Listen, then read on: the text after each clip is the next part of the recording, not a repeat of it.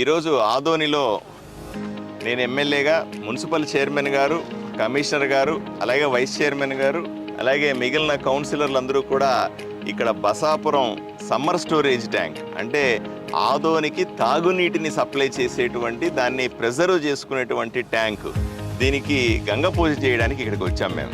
ఎందుకంటే ప్రతి సంవత్సరము కూడా తుంగభద్ర డ్యాము గేట్లు ఎత్తేసిన తర్వాత మాకు తుంగభద్ర దిగువ కాలువ ద్వారా మాకు నీళ్లు సరఫరా అవుతాయి. ఇక్కడికి వచ్చిన తర్వాత మోటార్లు పెట్టి మోటార్ల ద్వారా సమ్మర్ స్టోరేజ్ ట్యాంక్ అనే చెరువుకి మనం నీళ్లు ఎత్తిపోసుకుంటాము, లేదా మిషన్లతో తోడేసుకుంటూ పెట్టుకుంటాము. వీటిల్ని వచ్చే వేసవి కాలం ద్వారా వరకు కూడా ఆదోని పట్టణంలో ప్రజలకు దాహార్తి తీర్చడానికి నీటి అవసరాల కోసం, తాగునీటి మనం వాడుకునే నీటి అవసరాల కోసం దీన్ని ఉపయోగించుకుంటూ ఉంటాం. దీన్ని మొన్ననే 3-4 రోజుల కిందట తుంగభద్ర గేట్లు ఎత్తినారు, నీళ్లు బ్రహ్మాండంగా వచ్చినాయి. ఈరోజు మీరు చూస్తూ ఉన్నది ఎంతసేపు కూడా గంగమ్మకు మేము ఆహ్వానం పలికాం. మేమందరూ కలిసి ఇక్కడ మున్సిపాలిటీ తరఫున, కౌన్సిల్ తరఫున అందరూ కూడా ఇక్కడ నిలబడ్డాం.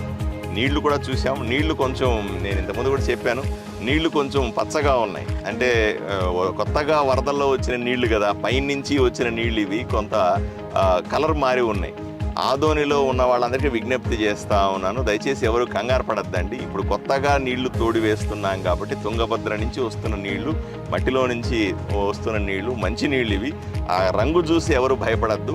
కానీ తాగే సందర్భంలో, తాగాల్సిన సందర్భంలో తప్పనిసరిగా వేడి చల్లార్చిన నీళ్లను మాత్రమే తాగాల్సిందిగా విజ్ఞప్తి చేస్తూ ఉన్నాను. వాళ్ళు దెబ్బతినడం వల్ల దానిలో నింపాల్సిన కెపాసిటీ 100 లీటర్లు నింపాల్సి వస్తే మేము 50-60 లీటర్ల వరకే నింపగలుగుతూ ఉన్నాం. అందువల్ల ఇవి తొందరగా అయిపోతుంటాయి. రోజు వాడుతూ ఉంటాం కదా, తొందరగా అయిపోతుంటాయి. వేసవి సమయానికి వచ్చేసరికి నీటి కొరత ఏర్పడుతూ ఉంది. అందువల్లే కౌన్సిల్లో కూడా మేము కూడా అందరూ ఈ వాల్ను శాశ్వత ప్రాతిపదికన రిపేర్లు చేయడానికి ప్రతిపాదనలు తయారు చేసుకుంటా ఉన్నాం. తయారు చేసుకుని వీలైనంత తొందరగా పనులు మొదలు పెడితే మీరు చెప్పినట్టుగా ఎక్కువ నీళ్లు నింపుకోవడానికి అవకాశం దొరుకుతుంది. ఈ తుంగభద్ర దిగువ కాలువల ప్రయాణం చేసేటప్పుడు ఆదోని నియోజకవర్గంలో సుమారుగా 70 కిలోమీటర్లు ప్రయాణం చేస్తుంది.